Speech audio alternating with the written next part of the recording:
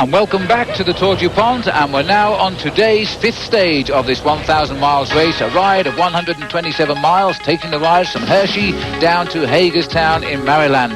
It's a long, long way. The weather is extremely nice, and the riders won't be too disappointed about that. It's a difficult route, though, with two climbs on, and Phil Anderson today, well, he's full of smiles because his Motorola team over the weekend had some great victories in Europe.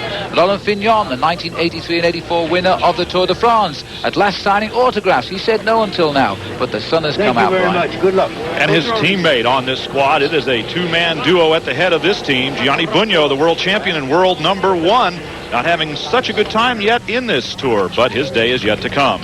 And Dave Mann from Great Britain, but living in Boulder, Colorado, still defending that ever so close lead of just 0.74 of a second. And there's Bobby Julich. Well, that was our star of yesterday, and believe me, this young man has a future. He did a great ride yesterday. Oh, hey, Bobby. The opportunity presented itself, and I was going for the stage win. I wasn't going to go out there and just let these pros push us around and not attack them, because we're strong, and we want to go for the stage wins too. We're not here to just finish the race. We want to win stages and stuff like that. So some guys were like yelling at me like, why did I attack and stuff like that, but that's what bike racing is all about, and anyone who doesn't want to win shouldn't be out here. A large crowd has gathered in Hershey. The smell of chocolate is in the air, and the anticipation of a terrific race is also in the air as the riders rolling out. 10 a.m. start for them, and they head on their way down to Maryland as we cross into yet another state in the Tour du Pont. The riders in fine spirits this morning because the Europeans who came here didn't exactly come to go sunbathing, but they did feel they would come away from the wet of Europe and enjoy the sun of the United States. And for the first few days, believe me, they were a little bit sad about what they were finding over here. There's big Michel Zanoli to the right of our picture. Well, his wife gave him his first child yesterday, and they've called it Joe. Wouldn't it be great if he won today, Brian? Team Z and Greg LeMond having a word with his faithful lieutenant, Dutchman Johan Lammerts, as they roll out of town. Likewise, teammates Laurent Fignon and one of his faithful lieutenants also exchanging a word, a Frenchman speaking to an Italian. I guess they speak it in French because Laurent Fignon, to my knowledge, doesn't speak Italian. There, Phil Anderson and Greg LeMond, two great rivals chatting in the early moments of this long stage. They're in no hurry yet to get to the front of the pack, but the anger will come out a little later on, I suspect. 127 miles is not going to be a day on the beach, but they started out early, basking in the sunny start for the first time yet in the 1992 Tour du Pont. Gianni Bugno and the Gatorade team with high hopes. Well, a lot of people always say, why do they go so slow in the bike race at the beginning? Well, the answer is, it's a long way to go. Tactics play their part in long-distance cycling. There's no point in attacking early because the big pack will leave you out there just to melt down and then wipe you out. Dave Mann is quite content for the pace too, because it means nobody is putting his race lead under pressure just now. Through the Pennsylvania countryside and on to Maryland. Fans along the way with a front row seat. Free for nothing. And Thierry Claverola on the far right of our picture, the Frenchman who has conquered every high mountain in the world of cycle racing, usually in first position. And yesterday he did the same in the Blue Mountain. Mike Engelman of Coors Light having a playful moment with Greg LeMond, tagging along. So as the race gets into top gear, we'll take a break and then we'll be in with the fast stuff. You're laying there going, oh, this is the game, son. Welcome back to the Tour du Pont. We're now halfway through stage 5, the road race, 127 miles, going down to Hagerstown. Well, the riders have to eat on the way, as our reporter, Kevin Cusick, was along the route finding out.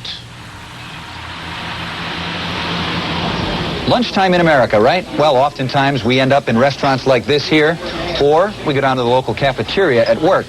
Well, in world-class cycling, lunch is not so easy. After watching the peloton, I thought I'd take to the road.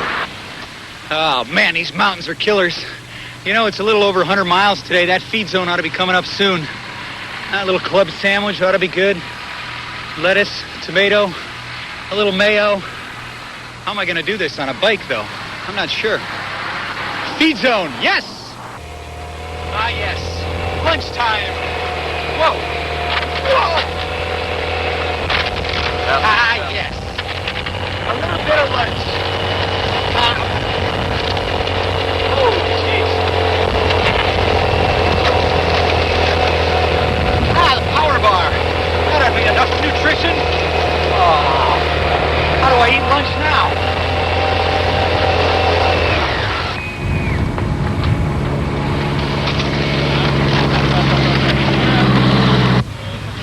Well, it seems as the peloton heads down the road, they've had their lunch without any difficulty. But for me, I think the picnic approach might be a little bit better. I'm down to a little bit of water and a power bar and a great view of the race. Guys, cheers. A little bit shaky there, Kevin, at times, but nonetheless, a few more years, you could get in this big peloton, Brian, eh? There's more than one reason why these men are called professional bicycle racers. They even know how to eat.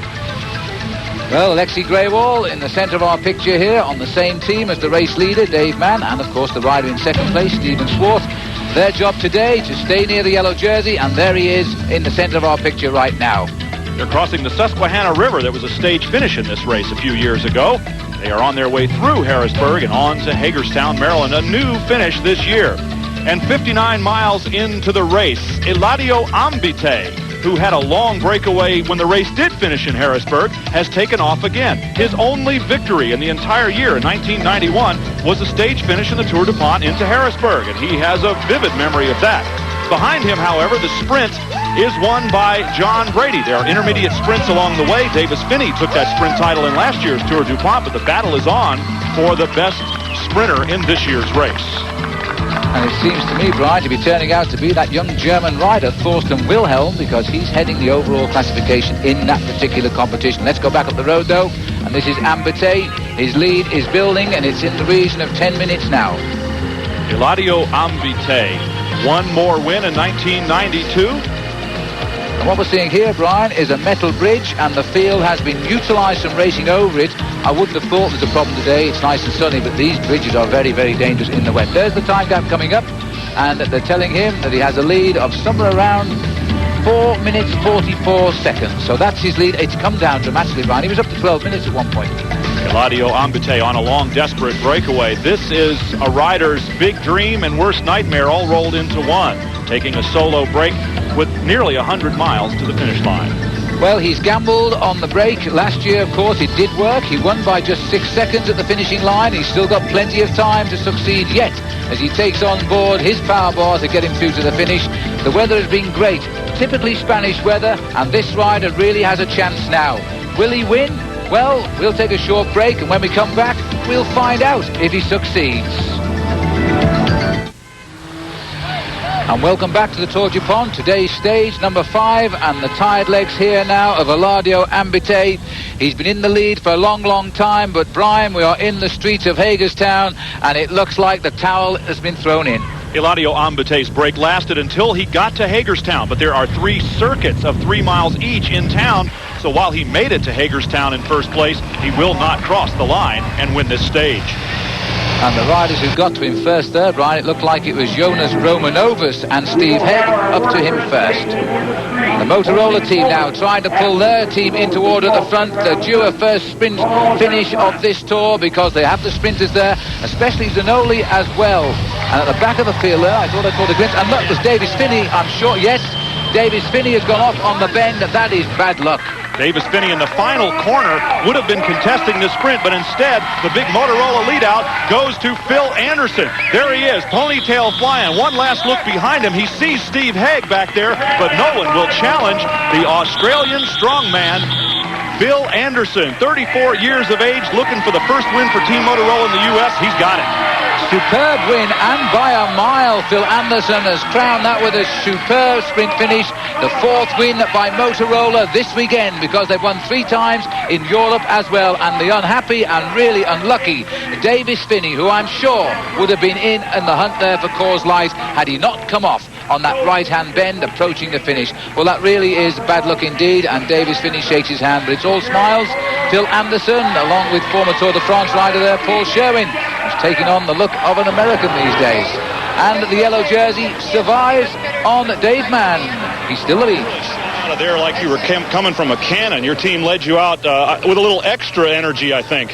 Yeah, they were working very well the last few kilometers. Everybody was in there. Had a little bit of luck, Finney couldn't follow me around the last corner there and crashed. It's terrible to see guys, eliminated like that, because he's a great sprinter as well. And but anyway, very happy with my stage, and I got to take what I can get. And so a win for Phil Anderson and Motorola. 5 hours, 50 minutes, 56 seconds, but all given the same time. Scott McKinley is up there as well. The overall situation unchanged today. Dave Mann still leads Steve Schwartz, Greg LeMond, Frankie Andreu and Dag Otto Larsen. Let's have a look at what's to come now. We're in the mountains for the next 2 days. On stage 6 we go down to Massanutten Resort in beautiful Virginia. That's a long haul and takes in some very tough climbs, including the Swift Run Gap. Just look at this profile the riders face. 151 miles tomorrow. That will be some day. And then straight after that the next day, 85 miles. Not as far, but believe me, equally as hilly as the riders move on down towards Harrisonburg and on into the beautiful town, the Homestead, deep in Virginia. It'll be another great ride on Monday, on Tuesday for the riders, and on Wednesday. This is the profile they will face on Wednesday. The hills now coming thick and fast. This should be where Greg LeMond will make his attack. Remember too, the tour is brought to you by DuPont, also by Powerbar, fuel for optimum performance. And tomorrow we'll be with you 2:30 p.m. Eastern. Remember the time, stage 6, Sharpsburg, Maryland, down to Massanutten Resort, Virginia.